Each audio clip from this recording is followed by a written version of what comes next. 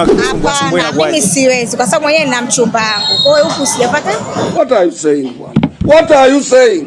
What? Mwanaume nimekuja tu kwa. Umekuja peke yako? Hataki. Yupo kwenye funga, so msimharibie funga yake. Timu Kombolela. Ngoja nipige story na dada hapa. Dada, mambo? Mzima. Leo anacheza nani na nani? Mwenzangu. Kombolela na nani?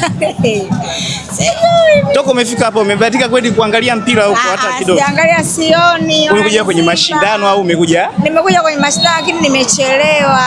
Umechelewa?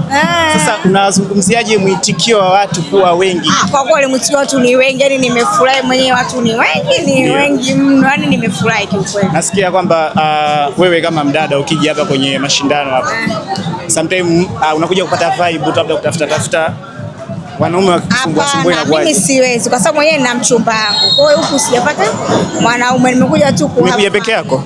Nimekuja na marafiki zangu, my best friend. Oh, yes. Mashallah, watoto wazuri. My friend, nimekuja na marafiki zangu wengine wale kule.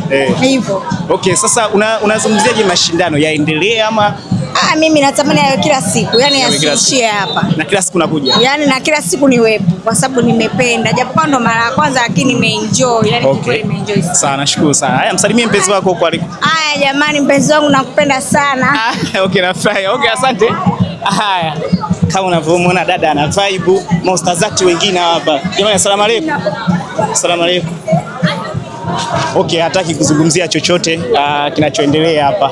So, kwa siku ya leo tunamaliza hivyo, tunafunga hivyo. Next time usisahau kunifollow Instagram, usisahau kusubscribe popote pale. Mimi naitwa Sizia, Instagram na TikTok ni hivyo hivyo, lakini kule Facebook napatikana kama Wakishua Boy. Nyuma kamera KT Grafa Nyama.